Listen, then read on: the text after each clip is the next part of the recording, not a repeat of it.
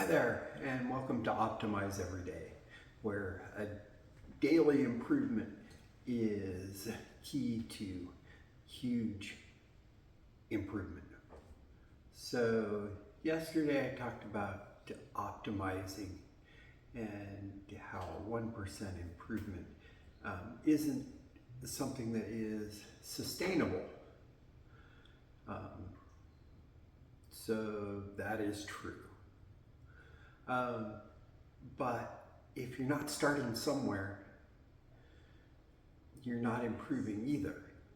And providing a 1% improvement when you're beginning something new, that is sustainable to a point in time. It is proven fact that, in order to really become expert at something, you need to spend about 10,000 hours on that. If you're working 40 hours a week at trying to master something, that's 2 years. So if we're needing to spend that much time to master something, then that's really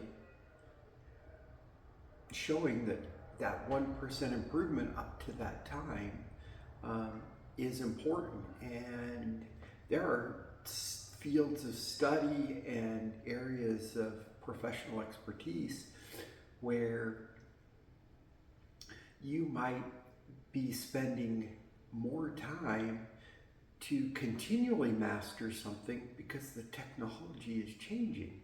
We're living in a world where the amount of information and knowledge that we have available to us doubles every 18 months. That's just absolutely astonishing how much we can have at our fingertips that we can learn about. So why are we concerned about not being able to improve 1%? Well, not everybody is suited for some of that knowledge that's available. A, you're not interested. B, it's not in an area where it's your expertise, so you don't need to know it. And C, you may just not want to. But when it comes to those areas that you are interested in, you want to, so you do. You need to, so you do. And it provides you the benefit of control of what you're doing and learning and being able to be in control of. But here's the kicker. You have to decide that you want to do that.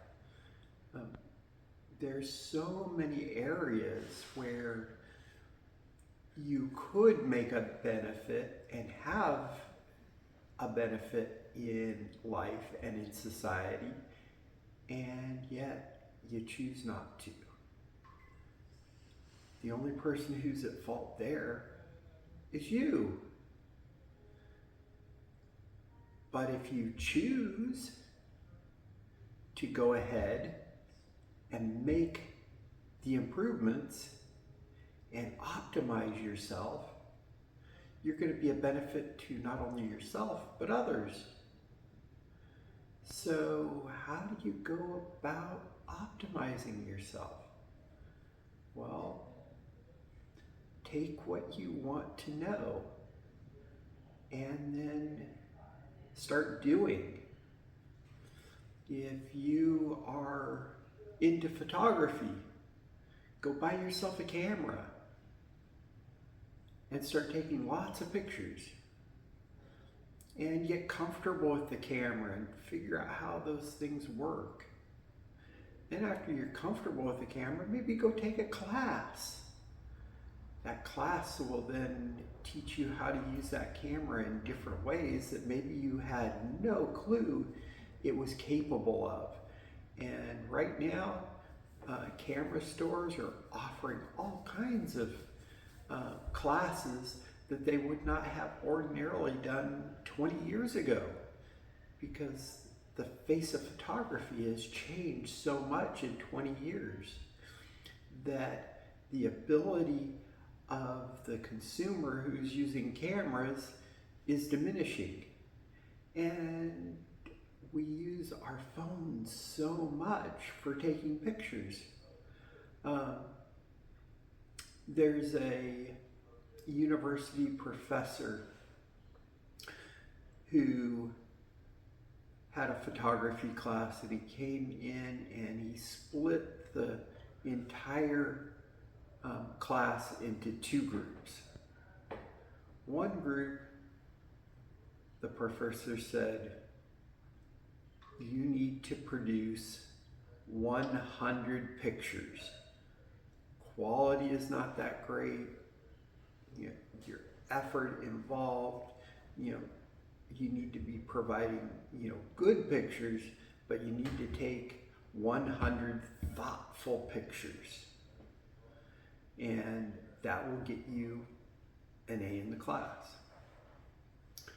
Then he went to the other side of the class and said, in order to get an A in this class, all you have to do is provide one picture. And it has to be the best picture ever, in essence. It has to be thoughtful, it has to be meaningful, it has to have aspects to it that show that you're mastering the craft of photography. So at the end of the semester, the students came in and they provided their photograph. If you were on the side that all you had to do was provide one photograph. And then you had the other side where they provided photographs. And in the end, what the professor saw was that the people who took the 100 pictures actually produced a better picture. The people on the other side who had to produce one picture, they had all kinds of theory on how to make it better, how to create the best picture. But at the end of the day, they couldn't produce that picture that was of the quality and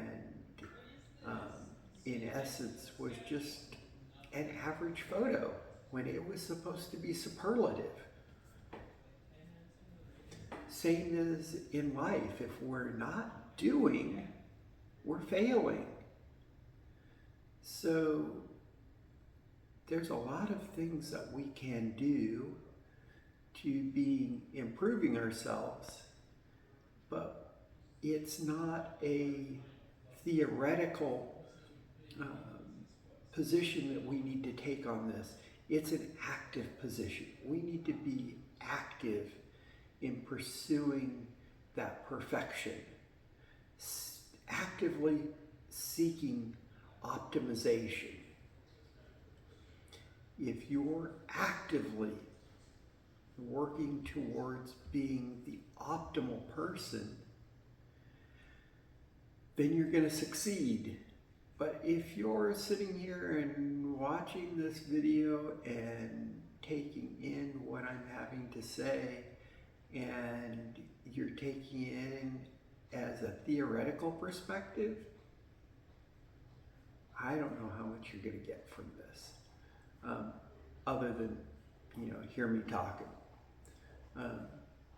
So I encourage you to look at what you want to do, what you want to achieve, what you want to improve on, and make a decision to improve on that, and then start acting on it.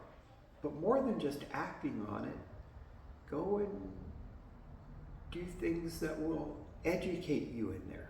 Read a book, Um, go find some discussions, additional discussions that are in the area that is your expertise area, or something that you want to be an expert in, and seek out those people who are currently experts, and then practice and practice and practice. It's not easy enough to just say, I want to improve. It's not easy enough to just say, I'm being my optimal self.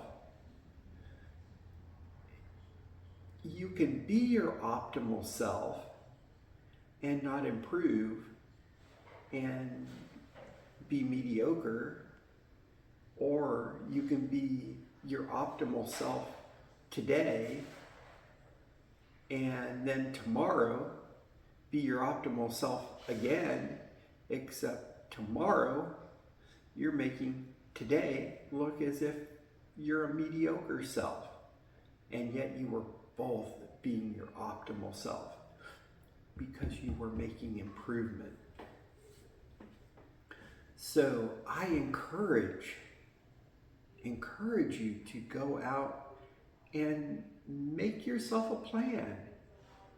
Decide how you're going to move forward and become better, and optimize yourself every day. Not just seeking that 1%, but as much as an improvement as you can possibly make. Because when you're starting out on something new, your rate of improvement can vastly exceed the 1%. And then as you become better and better, that optimization is going to get smaller and smaller. But you never want to be less than you were yesterday. And that's basically really the entire goal of saying I'm improving 1%, is that you're better today than you were yesterday. So it's an opportunity for you to sit there and take what I'm saying and say, hey, I am going to optimize myself. I am going to be better today than I was yesterday. I am going to seek out ways to improve and be better every day.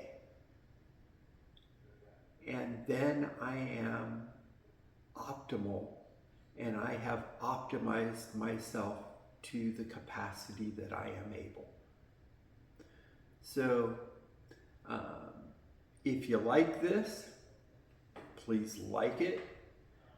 If you want to see more, subscribe. If you have comments, let me know. I do respond. Thank you so much for watching, and have a great day. Bye.